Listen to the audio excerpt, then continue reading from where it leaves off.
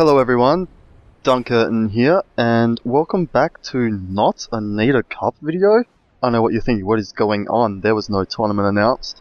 That's because I'm not doing a tournament today, guys. As I said at the end of the Drone Master Cup, I'm taking a short break from doing tournaments. But I do still enjoy From the Depths and making videos, so I'm taking this opportunity to start actually playing the game again and starting a new campaign, and I'll be doing a let's play along with that. So just quickly get this all started.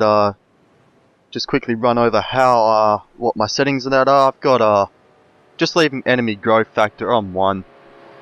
Haven't played campaign for a long time, and I'm also putting some restrictions on myself that I don't want to be overwhelmed too quickly. Putting my max blocks up to 50,000 for now, see how we go while recording with that. The last campaign I did, I just maxed this out and didn't have any crashes or anything, so I might bump it up, I might just leave it where it is. We'll see how it ends up balancing out and how it runs now, because it's been quite a few patches, and I wasn't recording last time, of course. And resources, I'm not going to put that right down, but bump that down into the experienced player range. Might go as low as 0.3 actually. So yeah, that's that. So let's just get into this campaign here, and then I'll quickly run over my ground rules. So just starting a little timer so I can keep track of how long I've been playing for. Move away from this loud ass engine. Right, one of the first things I want to do is just strip everything off this, because ideally I'd just like to make a whole new fortress, but it's too much effort, so I just usually strip everything off and go from there, like just reshape this. But before I get too involved in that, just while I'm starting off, I'll just do a bit of talking here. Do I need... Actually, first I need to scrap the... Oh, you don't... Oh, there it is. I thought you didn't start with a raft anymore. Yeah, so I'll just quickly run over what I'm doing. I'm not going to be using the vehicle designer at all in this campaign, so all vehicles will be made in-game. I'm not going to force you guys to watch all that. Like, I'll probably record a little bit of my building and then time-lapse it and whatever. But yeah, all vehicles will be made in-game, so that's part of the reason why I didn't bump up the spawn rate and that, because I'll need the time to actually build, especially the more complex bit. Once I get to more complex vehicles, I'll need time to actually do that. But yeah, so that's my first rule. My second rule is I'm going to only be doing resource processing on fortresses and like in resource zones. So what that means is no ammo or fuel processors on my individual vehicles. So I'm actually going to have to use like proper supply pumps and all that. Like I'm pretty sure vehicles still don't use fuel and whatnot when they're pulled out of play, so I can still move them around the map and that. But all my designs will have to keep in mind the fact that I'm not going to have unlimited fuel for the entire battle kind of thing. So yeah, that's probably going to be the most restrictive rule that I'm using. And finally, last cut, I'm not going to be capturing any enemy vessels, so I have to destroy them. And finally, I will not be using any known exploits, so there will be no spin block armor or jet stacking on my vehicles. But yeah, those are the restrictions I'm putting on myself to make it a little bit more interesting. So let's just... I don't wanna... I'll probably end up time-lapsing this. I'm just gonna redo this engine.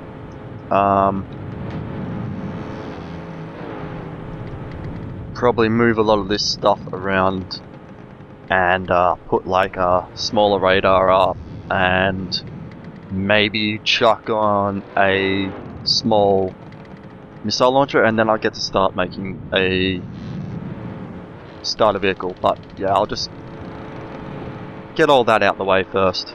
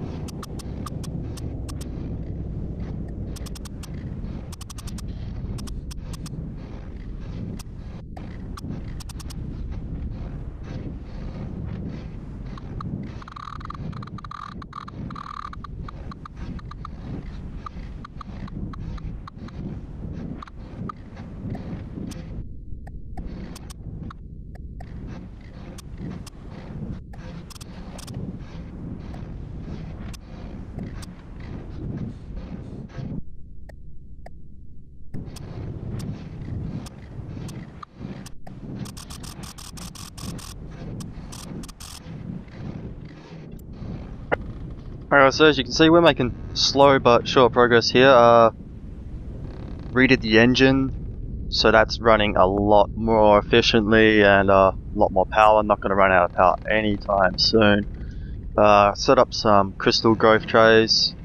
Basically, I always get them going as soon as I can. So pretty much using all my crystal in there at the moment. Put just this radar like this. I do know that apparently you can like use multiples of these to get like a stronger signal in a smaller area of it and lower down. I'm not sure if you're meant to cluster them at the center like that. More likely I'm probably supposed to like space them out and have them surrounded completely by dish parts, but I don't know. So maybe someone can let me know what the actual deal with that is and what the most effective way to space it out is. I haven't had time to experiment with it myself because, as I said, I haven't been playing the campaign a lot lately.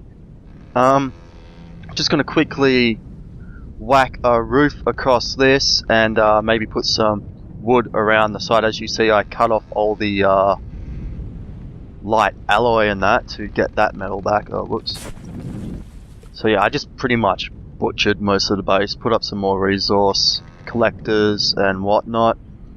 Get a roof on here, put a basic missile launcher on there for now, and then we'll start working on that vehicle, and hopefully we can get that wrapped up today. Just something real basic probably for my first vehicle, probably just a little missile boat, because apparently everything now appears to be flyers early on, which I'm not sure how I feel about that. Like, I really liked the Deepwater Guard when they were just like the little dinghies and lots of boats, and now apparently they're just 100% airships, which I don't think really suits them. Like, why are they only using flying craft now? What happened to like the Marauders and the paddle guns and the Sea Vipers and that? Like, I'm not a fan of that change personally. What happened to them? Like, I understand if they ramped up to what you see now after like maybe an hour or so, but yeah, what happened to like the easy starting, like for new players, Sea Vipers and stuff, you know, and then working your way up a bit. So yeah, not a huge fan of that, but we'll see how we go. Like I said, I'll probably just build a missile boat to deal with that. Oh, another thing I'm going to be doing, with like the whole exploits and that, I'll still be using frag warheads, but no cones less than 30 degrees, because otherwise they just burrow straight through. But yeah, I'll just be back in a minute once I've done putting a roof on this, and then we'll build a quick defense and start working on a basic boat, probably.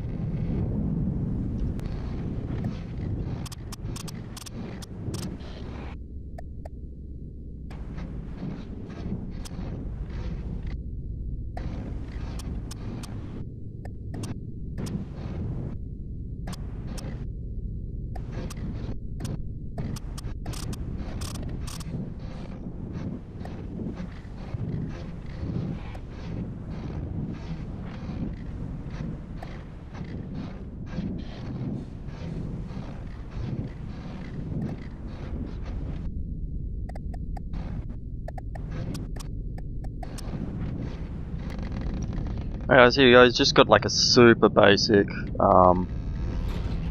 missile here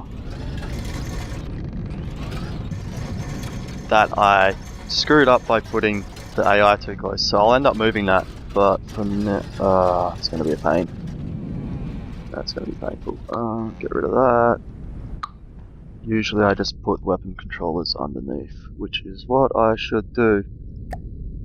So let's take this and pop down 2, forward 1. It's connected. Probably not the best place for it really, but at least we can put receivers on angles now, so that should all work. And what we want to do is just test how far these missiles actually travel. Just shoot them a little bit up, and then oh wicked, it actually has a distance from launch pad now. I like that. So they get to about 600 meters before running out of fuel. So I can probably set them to start firing at 700 meters. They're not the most efficient missiles, but that's fine, they don't need to be. Hopefully not much is actually going to be getting to this base. So just make sure I have their maximum range set to around about 700-ish.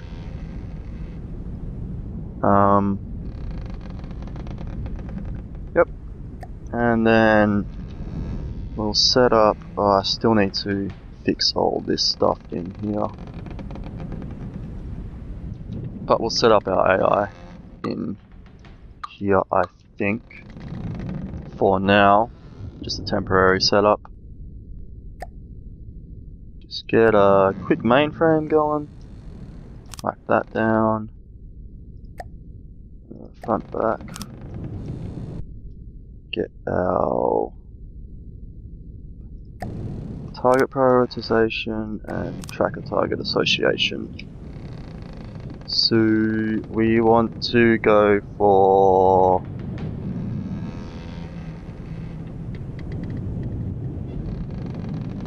the closest. And yeah, actually just leave that all as default for now. We got that. We want to activate the stagger fire. Maybe, yeah. Yeah, just leave it at make it 0.2. There's that done. And now we've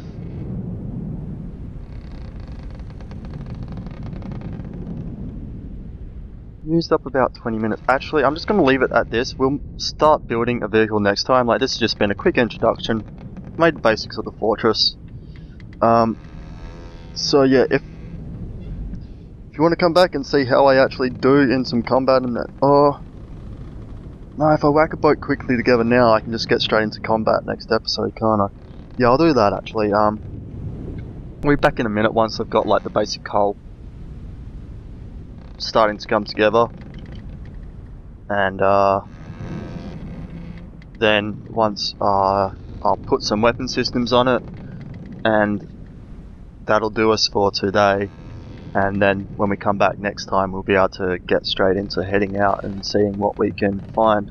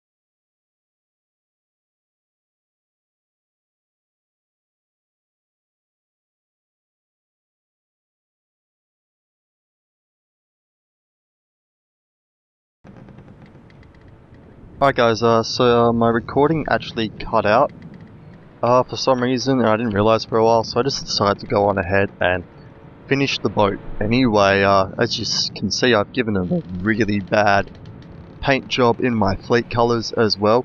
Unfortunately, I can't get my fleet flag to change, and I'm not sure if it's an invalid image or whatever. Like, I've got it set, and it's showing up. I tried doing that, and maybe I have to reload in or something with that option selected. Oh, I'm sure I'll work it out. I'll go look on the forums later. Anyway, as you can see, I just put together like a really basic, shitty boat. It's not going to achieve much. Basically, it's similar to what a first timer would build. Oh, maybe a little bit better. Like, I haven't really used any advanced building options. So I'll just take you on a quick tour. We got like a cannon up front, not very powerful. It's only got like some explosive and a couple armor piercing on it. Not really my main weapon. That's going to be these missiles over here. So yeah, going to be focusing on, that's going to be our main offense. These are set to strike at about 1,000 meters, so that's pretty good. One thing I haven't done yet is I want to actually, I'm just going to quickly give you a quick look at the insides here. Unfortunately, that engine constantly runs like that because it is of the shield, so it's using almost full amounts of power. But anyway, I left some space under here. Get colour. I don't want a colour. I don't have one, sweet. Yeah, left some space under here to just store a little bit of like a secondary ammo supplies, just in case. So now I have 3 different spots with ammo, which I guess is 3 different spots that can blow up, but you know, 3 different spots that also have to get hit, so that's the whole idea. And you know, that is covered by metal. I ended up using a lot more metal than I intended. But yeah, that's that. Like I said, this thing isn't going to be very effective. Like, basically, you probably have more luck, do more damage with moist towel. So I'm actually going to be calling this boat the moist towelette. So that's that. I can't quite go, not quite 10. Sits on just under 9, I think, or cruising maybe 8. But I could get it faster by using huge propellers and boosting the engine power a bit more. But if I put 2 huge propellers, it just starts to lift the front right out of the water. And I'm quite happy with it going a bit slower. So as I said, let's where do I name the vehicles again? Here we go. We have the moist